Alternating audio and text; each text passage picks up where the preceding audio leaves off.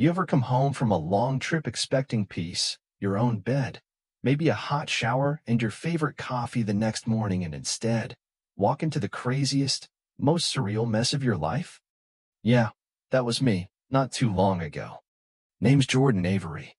I'm a detective with the Hillside County Sheriff's Office. Been on the force 15 years, and let me tell you I've seen some wild stuff. Drug busts, hostage situations, undercover stings that made my skin crawl. But nothing prepared me for what happened when I came back from a 3-month deep cover assignment only to find a whole dang family leave lying in my house like it was their house. No warning, no apology, just a minivan in my driveway, toys on my lawn, and a woman screaming bloody murder when I walked through my own front door. Let me rewind a bit.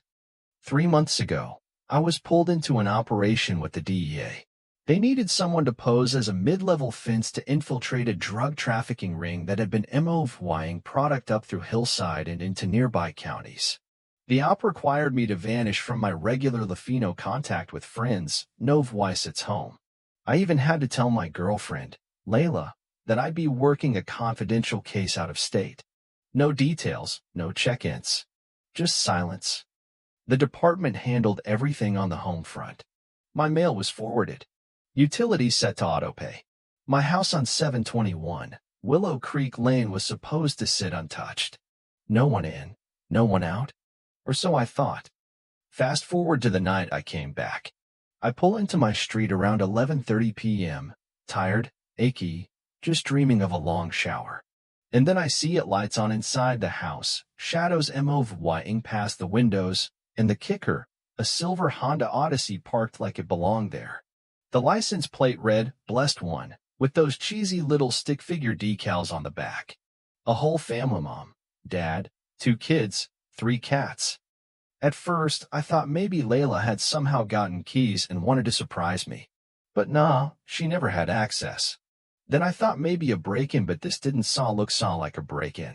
It looked like domestic life saw. My gut said something was very wrong, but I was so damn tired and so curious that I didn't call for backup. I just grabbed my badge, unholstered my sidearm, and walked up to the front door. My key still worked where to God. I turned the lock, stepped inside, and just froze. My living room looked like it had been hijacked by Pinterest. New curtains, candles, pictures on the wall that weren't mine. The whole place smelled like warm vanilla sugar. And then I hear footsteps. This little boy walks into the room, maybe 8 or 9, wearing a Sonic the Hedgehog pajama set and holding a tablet like it's a shield. He looks me dead in the eye and says, Mom, there's a black man in our house. Not scared, not panicked, just observational. That's when chaos exploded. This woman, late 30s, bleach blonde hair teased to the ceiling, decked out in a lime green velour tracksuit, comes sprinting in, eyes wide, mascara smeared, yelling, what did you just say, Tyler? She sees my badge out, hands you panned, she absolutely loses it, starts screaming, get out. Who the hell are you? You're trespassing. Tyler, call 911, I try to explain. Calm, measured. I say, Ma'am, I'm Detective Jordan Avery. This is my house. I've been away on assignment. I can show you my ID. And before I can finish the sentence, she's dialing the cops, telling her kid to hide behind her like I'm some lunatic breaking into her home. Then she says the line that floors me. This is obviously some scam. Real cops don't break into houses. You're impersonating an officer, At that point, I almost laughed. I mean, the irony? I just spent 3 months pretending to be a criminal and now, standing in full uniform in my own house, I was being called a fake cop. I tell her again this is my house. I've owned it for years. There is no lease, no property manager, nothing. But she's adamant. We signed with Willow Creek Realty. We've been paying rent. You're probably working with them to scam innocent families like us. This woman, whose name I later learned was Shannon Perry, had been living in my home for 2 months. She paid Dula $4,500 upfront security deposit and first 2 months rent through some sketchy online portal after responding to a fake listing on Facebook Marketplace. Never met a person. Never saw a deed. Just moved in. The kicker? She thought I saw was the criminal. When the actual police arrived at me, former partner Marcus and rookie officer Tara Lang, they looked at me, then at her, and then at each other like they were about to bust out laughing. Marcus goes, "Let me guess. You're the fake cop." And I go, "Yep. The world's least convincing impersonator." Eventually they calm Shannon down and start looking at the lease. It was a fake, decently made, but fake. A company that doesn't exist, a signature that doesn't match mine, and a phone number that goes straight to voicemail. That's when I made a decision that surprised even me. I didn't throw her out. I didn't press charges. I let her and her kids stay. Why? Because the more I watched her, the more I saw it wasn't some scammer trying to pull a fast one. She was a divorced mom, desperate to find stability for her kid, and someone had played her hard. They picked my house because it was dark and empty for months, and she was just trying to build a new life. So we made a deal. She'd stay for 2 weeks while we launched a sting to track down the people behind this scam. And in that time, something shifted. Tyler, her son, started asking me questions about police work. We watched football together. He started calling me Detective A. Shannon made dinner most nights. She cleaned the house like it was hers. She even added fresh flowers to the kitchen. It felt less like an arrangement and more like a family. The sting went off without a hitch. Shannon responded to an email from the scammers about a lease renewal offer, lower rent in exchange for signing on for another year. They set up a meeting at a local coffee shop. Shannon went and wired. Marcus and Tara were stationed nearby, and I waited outside. The scammersa guy named Brent Lockhart and his girlfriend Tasha looked like total professionals. Suits, tablets, even business cards.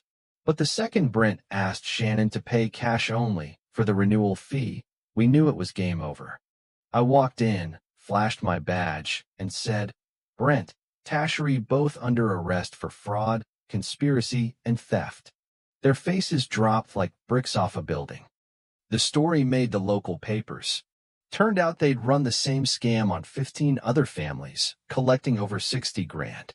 Absolute scumbags.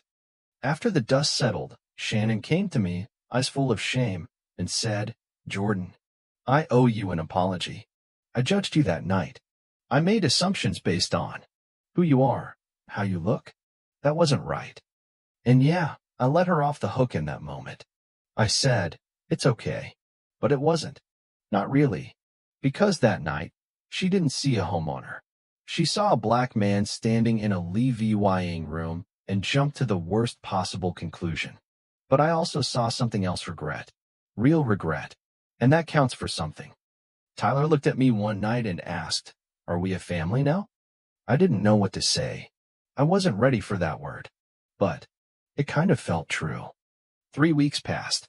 Shannon got a new job nearby. Tyler made friends at school. My house, for the first time in years, felt warm. It felt lived in. And when Shannon asked if they needed to find a new place now that the case was over, I surprised both of us. I said, "Why don't you stay?" Not as guests. Not as squatters. As something more. It wasn't about romance. It wasn't a charity case. It was a weird, unlikely kind of belonging. A second chance for all three of us. Tyler got a bedroom. Shannon paid rent. I got a family I didn't know I needed. We still argue over the thermostat. She still labels everything in the fridge. Tyler still hogs the Xbox. But every night, when I walk in the door and hear laughter in the levying room or smell dinner from the kitchen, I know I made the right call. And you know what? Sometimes the people who start off as strangers, even adversaries, end up being the ones who remind you what saw home saw really means. So now I gotta ask you, what would saw you saw have done? Would you have kicked them out? Pressed charges? Or done what I did, roll the dice on something that didn't make sense but somehow felt right? Drop your thoughts in the comments. Tell me where you stand. Right or wrong? Justice or forgiveness? What would saw you saw do if someone moved into your house, and thought you were the intruder. And if you've ever been scammed, misjudged, or had to fight for your own place in the world, yeah, I want to hear that too. Let's talk.